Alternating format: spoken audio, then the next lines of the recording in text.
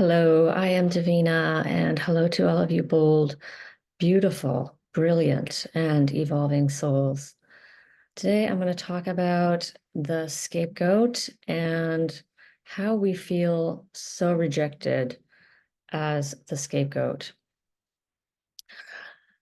The scapegoat burdens an enormous amount of shame and guilt, enormous, something that obviously no child can actually feel at that time. So their only way to survive is to, take on the shame and the blame that their parents are dumping on them and that their siblings are also joining in on. It is a subconscious kind of plot, and they systematically bring you down, beat you down with verbal abuse, emotional abuse, so that you feel less than, so that you feel like you're basically subhuman. And of course, this abuse can go on for years. And the scapegoat role might change, but I do think that generally there's sort of one person who takes most of that blame. And overcoming this amount of shame and guilt takes a lot of work, a lot of time. Every time your parents felt inept, every time they felt incompetent, every time they felt their shame arising, they blamed it on you. They made you feel like you were wrong, like there's just a wrongness. And you might have sensed this your whole life, that there's just something wrong with you, that everything you do is wrong. I remember going through a whole day of work, and it just like every single little move that I made, everything with this humongous amount of terror around it, like any move that I made, and I might be doomed. And this is a common belief for a scapegoat to have, like one wrong move and I am doomed. I will be rejected. I will be abandoned. I will be thrown out on the street. And this is a real fear for a child, for a scapegoated child. They live in terror every day, every second of every day. Because if you are small and you are entirely dependent on your parents for your survival, then you are put in a very extremely vulnerable place. And if one minute that person is, kind of like being kind of like seemingly caring, and then the next minute they're telling you like, what's this bad behavior, or what's that scowl on your face, or you're being unreasonable, um you should know better. I mean, I've heard like so many of these kinds of expressions. It is a violence. It is a violence against a child. And the scapegoat takes on the enormous weight of that. And I think every narcissistic family system has to have a scapegoat. It just must be, because the parents are refusing to look at themselves. They're refusing to look at their own pain. They don't want to see that shame that is deeply within their subconscious. They feel so horrified of their own shame that they need that constant supply. They need to constantly be putting someone else down so that they feel better about themselves.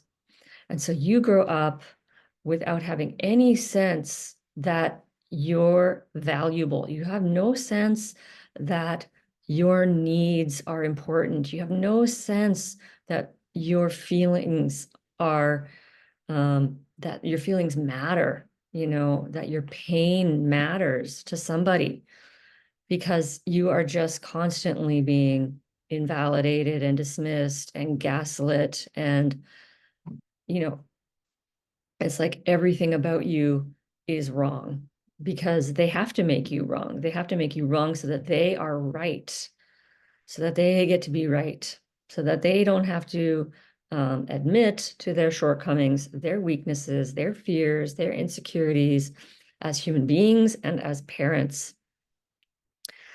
This is a, this is like, I think it's still so under, under whatever, undermined, this kind of abuse because it is so extremely damaging to the scapegoat. And I'm, for the first time today, after 12 years of recovery work, last 7 years of just deep healing work, I woke up this morning and I was able to say, I am proud of you, Davina.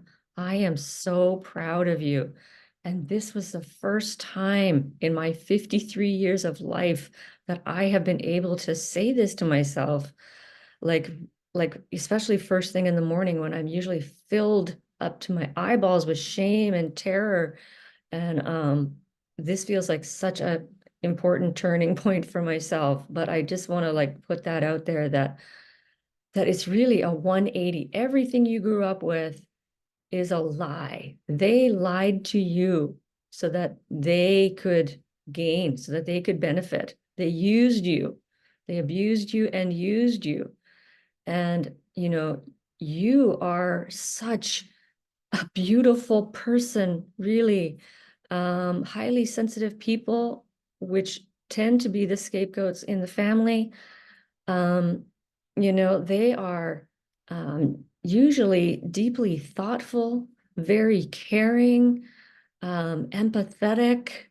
They have a deep sense of just compassion for people and the world. Um, they have a great sense of awareness. They're very usually in tune with who they are and what they want and what their needs are, what their boundaries are. Um, there's just, you have so many beautiful, beautiful qualities, and yet we were rejected. We were unloved. We were unwanted. I actually remember one narcissistic mother. She was pregnant with her second child. Her first child was the one I was taking care of.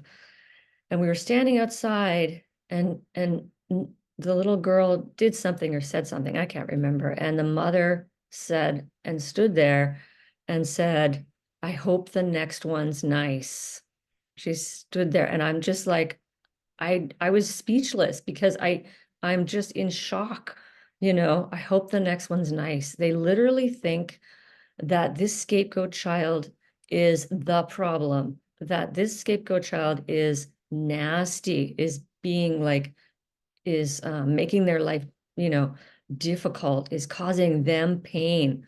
Especially I think a vulnerable kind of narcissist acts like my child is like such an inconvenience to me, is such a burden. Oh my gosh, I had to stay up an extra hour to get her to sleep. And I went all the way to, blah, blah, blah, to get her this book, and she still doesn't love me, like they just, it's horrendous, like I hope the next one's nice. Like this is the mentality. This really like just showed me the mentality, the inner mentality of what a narcissistic parent does to a scapegoat child. They really, their mind is just like so warped, so demented that they think their own like sweet innocent child is like out to get them.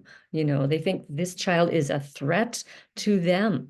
Their child is a threat to them because they have all these wonderful qualities and they see that, and they don't want to see that because then there's something in their subconscious goes, I don't have that, or they don't think they have that. And so, and I remember this narcissistic mother also like kind of like in a like a snide comment, like, oh, you're full of life today. Like she was jealous of her child because she was so full of life, because she was brilliant. She was so beautiful, so beautiful. Sometimes I saw this child, and when I was kind of kind of out of a flashback. So beautiful. Like, I know that when you're in a flashback, you can't really see your own beauty. You look in the mirror and all you can like see is like this despicable, broken person. At least that's often how I feel. So it's normal if you feel despicable, if you feel like a pathetic loser, if you feel um like you're worthless and unwanted, and no, like nobody cares about you, and you just feel like a piece of shit. Basically you feel like a piece of garbage. This is understandable. This is understandable because this is how your parents made you feel. They systematically abused you, maybe unconsciously, but yet it was like daily, hourly abuse on your integrity. Like this is a such a horrible crime. And yeah, I just want to let you know how beautiful you are. And it's normal. The shame that you feel is is completely makes sense given that you had a narcissistic parent, or maybe two narcissistic parents who constantly dumped their shame on you. Shamelessly, they dumped their shame on you. They didn't care. In fact, they wanted to see you in pain. They needed to see you in pain. They needed to see you acting out like you're the worthless one. And you had to take on that role. And to come out of this is is a triumph, even if it takes years of work, of hard work. And wherever you are today, if you can acknowledge even one tiny victory or small thing, it can be hard to say, I feel proud of myself, because that was dangerous. It was dangerous to say, it was dangerous to show pride, to feel pride, um, to look confident or to look capable. This was dangerous because that would like outshine your parent. And you can't outshine your narcissistic parent. You just have to look like you're doing well enough so that, you make it look like the perfect happily family, but you can't, be really super shiny. They don't like that. They don't want you to be there. That brings up all their insecurities. And so they're either, they're jealous of you, and at the same time they're judging you, and they're shaming you and blaming you. And yeah, I'm just wanting to speak so much this week. And yeah, no matter where you are, no matter how much, like, because when we're filled with pain, just filled with so much emotional pain, it is unfathomable how much emotional pain that you're going through. And so it's important to validate the shame. So important. That's the most powerful thing you can do, probably, is to name that shame, to go, I feel ashamed. I feel ashamed because my parents abused me. I feel despicable because my parents projected that onto me. I feel like a worthless loser because my parents didn't meet my needs, because they didn't give me guidance. So put the blame where it belongs and name the shame. This is powerful. Anyway, that's what I wanted to say today. And I really hope this is just validating for you. I know you already know most of this stuff, but I think hearing it sometimes makes a difference. So as always, wishing you so many blessings on your journey and awakening. Don't give up the fight. Don't give up the fight. Keep on going. And as always, thank you for watching. I'm Davina at Boldness Blooming.